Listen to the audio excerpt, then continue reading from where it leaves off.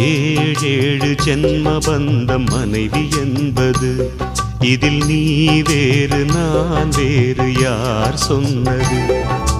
கல்யாணமே ஒரு தெய்வீகமே, சம்சாரமே அதன் சந்தோஷமே, ஒரு வானும் நிலவும் பிரிந்து வாழுமா?